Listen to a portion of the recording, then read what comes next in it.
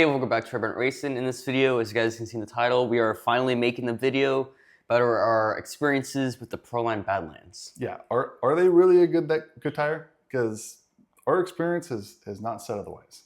Yeah, it started, I'm not going to put too much blame on ProLine because it did start with me accidentally going into a creek. And once we got the tire dried off, there was a hole, but it probably wasn't from the creek. We were running it on concrete dirt trails. There are gopher holes and rocks everywhere. So I went ahead and reached out to Horizon. So when I reached out to Horizon, because as you know, Horizon owns ProLine, they just sent me tires. They didn't ask any questions. I sent them a couple pictures and I had a couple questions about the tires. They didn't answer any of them. They just sent me out new tires. So I was like, okay, they just sent them out. You know, they see obviously there's a tear in the tire.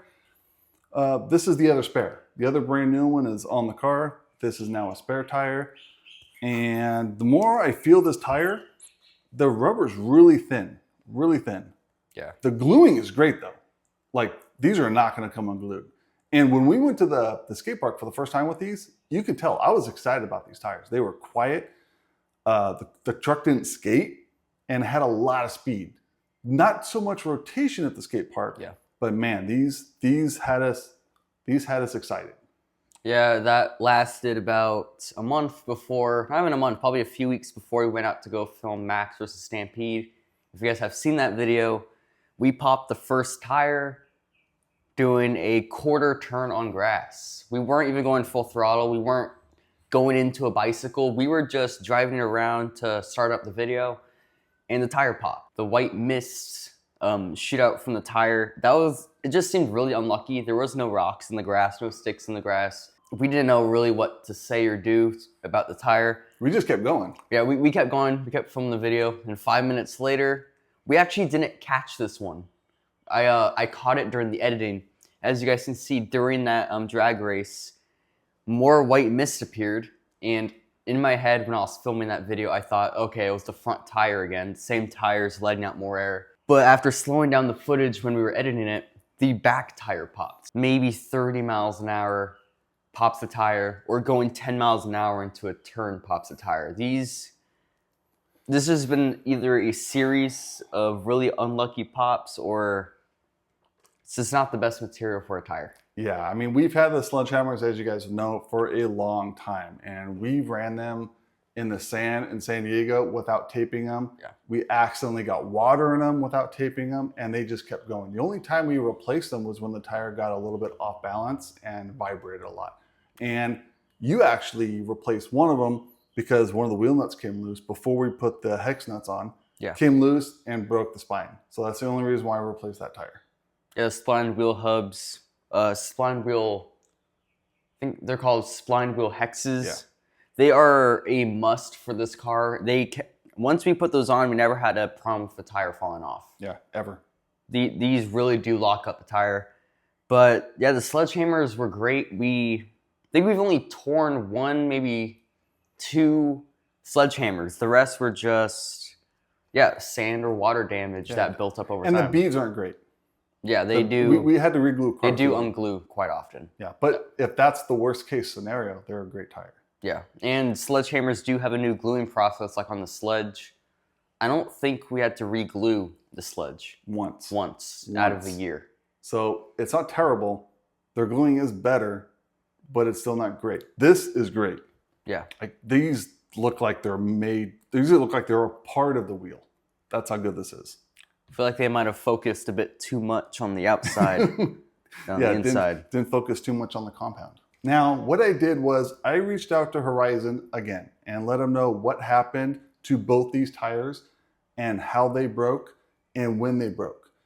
And again, I didn't get any response except we're sending you new tires. And I kind of messaged them back because I wanted to know why. I mean, these are $55 a set. That's over $110 before tax for a full set of tires. These are not cheap tires. They're more than the Sledgehammers. They're more than the Sledgehammers, and the Sledgehammers don't break as often. So they didn't give me information, but they said, we just sent you a new set out. I was like, okay, well, I mean, thank you, but they sent them to the wrong address. So when I finally got them and I emailed them back to let them know what was going on, they went ahead and said, okay, we're sorry, we'll send you out a new set. Well, you know, all they had to do was correct the address and I would wait for them to reroute. That's not what happened. I got another set of tires.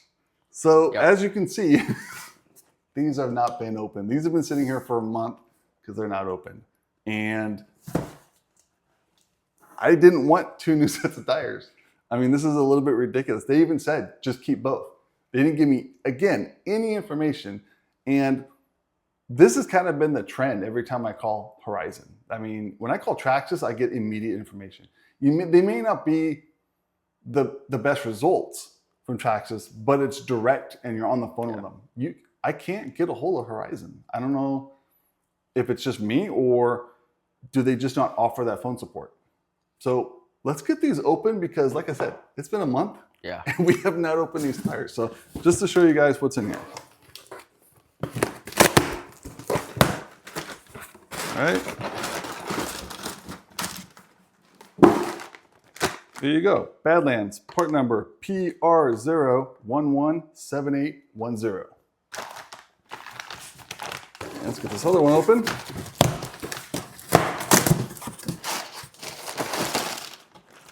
Make sure there's nothing else in the box, like I'm sorry our tires popped. So there's something in here. It's just a shipping label. All right. Same thing, Badlands, PR0117810. So, yeah, we probably won't be opening these. Yeah, I think they're going to remain in those packages. Yeah. We'll see how long they last in the packages. Because these came off my Macs, and there's a reason why they're not on my Macs anymore. Yeah, we'll see if a tear appears. Yeah, in the packaging. But what he'll be using is these. Yeah, we did go ahead and get some more of the Sledgehammers.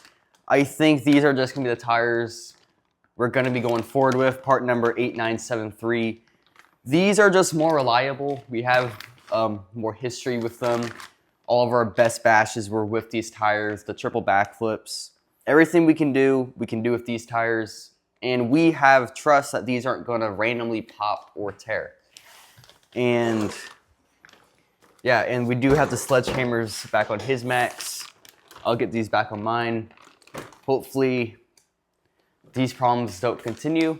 If you guys have any other tires that we should get, just let us know in the comments. We don't really know where else to look. We might get D-boots for the Macs.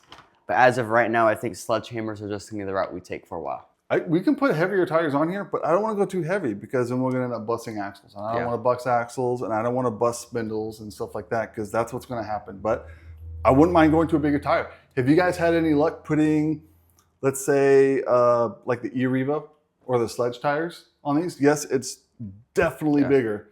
But man, the Max would look really cool with some big monster truck tires. Yeah, I did see a comment saying one person wanted us to put some E-Revo tires on the Max. Oh, and wow. That would be a good idea, and I think the Max could take it for one video, but definitely not a long-term type of thing. Let's grab one. Just as a comparison. As a comparison, that's massive. That's massive. Now, what would it look like? It's definitely wider. It's probably double. It's probably 1.5 times the width. It's definitely about half an inch, maybe even closer to an inch taller. Definitely heavier. Definitely heavier. Like if I were to, yeah, it's definitely heavier, but it's not dramatic. It's not a huge difference between these two tires. It's actually not that bad. So I wonder if it could take it. I really want to put the Sledgehammer tires on here because I think putting the Sledge tires on here, this would make it look like a true monster truck. That would be really cool. If we were to get an E-Revo Sledgehammer, wow, that even seems like a bigger difference. Yeah, I mean, if we were to put these like this, that is a big difference. That's as you can see, a very big difference. Probably over an inch taller. Yeah, look at that. The talons are slightly wider. Yeah. and the Sledgehammers are slightly taller. So, and the weight, Sledgehammers are definitely a little bit heavier. Yeah. They're definitely a little bit more heavy duty. So, There'll be some pretty soft landings. that would be really, wow, you probably wouldn't chassis slap a whole lot anymore. Nope. So that would actually be really cool. The only other thing I would really like to do, and I've seen a couple people do it, but I'm not sure about it, is putting different shocks on the rear. Because as you guys know, the Max squats. Yeah. I don't like that it squats. I wish it was more like that. It would look like a true monster truck, almost like the X-Max. I don't think the X-Max squats that much. Just a little bit. Does it a little bit? I think the only car that doesn't is the Sledge and E-Revo. I think the E-Revo leans more forward, actually. Yeah, it does. So I saw someone, they went ahead and put the Sledge rear shocks on the back of the Max. And what that did was that leveled it out. Yeah. So, but I'm not sure how that's going to handle with the suspension because of all the torque and weight that goes in the back. So I'm not sure if that would make the handling worse or if that would solve a lot of chassis slapping, because this thing chassis slaps. No matter, I mean, it's really stiff, but it's not a light truck. So it does chassis slap a lot. The Sledgehammers are just the best route for us. I don't see much wrong with the Badlands. I mean, they are smooth. They do have a lot of grip. Just if they fix that durability problem, I think these would be a great tire option. And when we first got into the hobby, and I mean very first, our first few videos, when we were looking for tires for the Rustler, ProLine Badlands were recommended by everyone. And that was before they were bought out by Horizon. Yep. And ever since that, they aren't recommended as much anymore. I don't see them top the page when you look at Rustler anymore. So I don't know if Horizon has just taken a step back from ProLine, but if they can get back to what they were, I think these would be really good tires. Yeah, I hear the same thing over and over again. Ever since Horizon bought out ProLine, they kind of went down. Yeah. And I'm not trying to put them down, but I mean, the proof is right there. And it's not just with us. There's a lot of other people in the comments. There's a lot of other people on other channels saying the same thing. So it's not just us.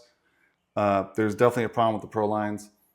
And it's such a big name to let them fall like that. So I'm, and you know what? Another thing, if you guys are buying stuff from a company and you can't get a hold of support and the support's just not there, then why are you buying from them? You got to buy from someone that's going to give you the support, especially when something happens, even if it's something little. But, you know, you guys can knock Traxxas all you want, not you guys in general, but, you know, there's a lot of non-Traxxas fans out there. You can knock them if you want. Anytime I call, there's 0 people in the queue. And a lot of people call them and a lot of people online chat with them, and they are always available. Now, you may not get the information that you want or the response that you want, but at least they're there and they're trying to help.